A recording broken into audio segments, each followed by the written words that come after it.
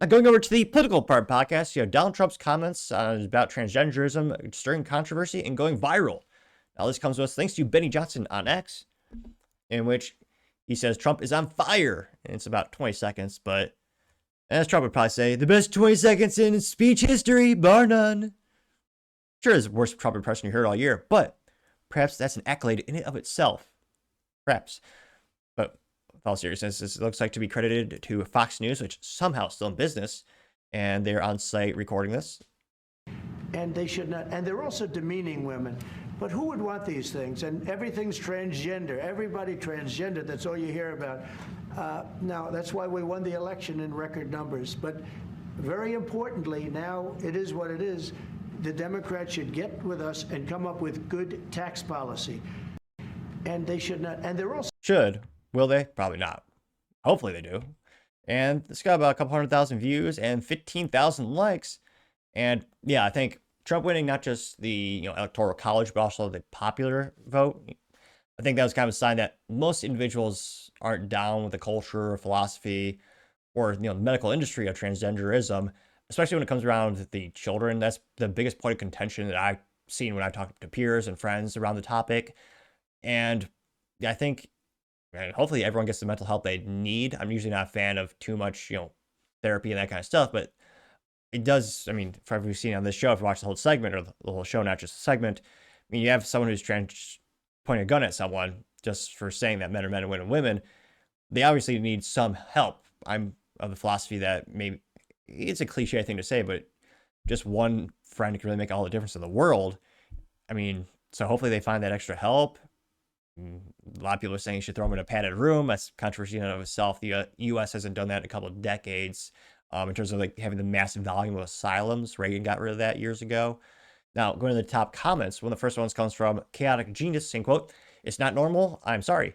And you have the top Democrats being, trans, leftist.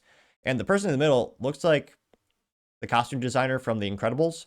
She has short, of course, purple hair and spectacles as thick as Lizzo and their green frame, which normally I love green. I love my green watch, my green car, but green glass frames is a little too far.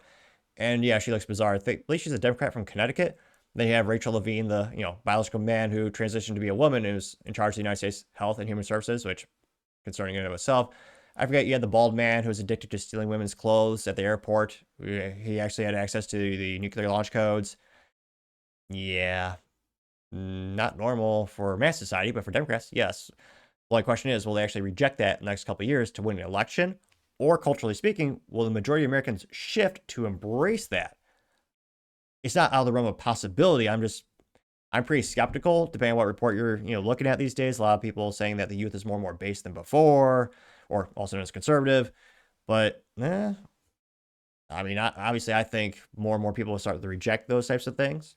In the comments, you also have Meme Master Samurai, which A+ they did in fact use in Mame.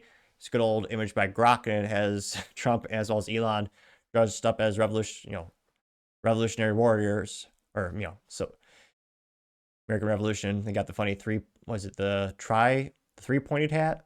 It says "Welcome to the Revolution," getting 8 likes. Scrolling down more and more, you have Florida One says, quote, "Will Democrats abandon transgender ideology and DEI next election? I wonder what the heck they're going to run on. Besides not Trump, they have 0, nothing." Getting 5 likes, which, yeah, Gavin Newsom is apparently starting to pedal back on some of the transgenderism stuff. I mean, they don't have a lot of heavy hitters or hot hitters in their party in terms of like who do you think is a obvious next nominee? Who's a really strong, mental, articulate individual that could carry on their party, and what will they actually stand for at the end of the day? For decades now, they've been just saying, we're not Trump, which again, that does get you millions of views and millions of votes. There are people who hate Trump viscerally, and they will vote for anyone except him. We saw it in the recent elections. Millions of people voted for Kamala. Actually, I don't think they voted for Kamala. They voted against Trump. I think that would probably be 50% of Kamala's votes, as people just vote for the party and against Trump. But yeah, what will they run on? And again, there are some businesses and cultures that are embracing DEI even more. I mean, Costco, their shareholders voted for DEI. Was it 97%? Granted, some of the biggest shareholders are BlackRock, State Street, and Vanguard, which, again, they love those types of things. But again, 97% of all the shareholders of Costco said we want DEI. And there are a couple other businesses and people are leaning into it. I don't think that's a massive volume of people, so I don't think that's a viable way to win the next election. Can't speak today, but nevertheless, if you click that subscribe button, it might help my speaking abilities or lack thereof.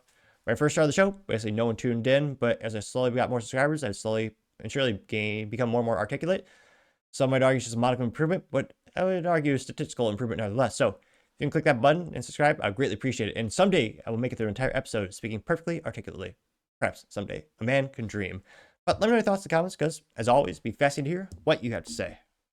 Thank you everyone for taking the time to tune in today. Again, trying to get to 5,000 subscribers by the end of the month. So if you can click that button, I greatly appreciate it.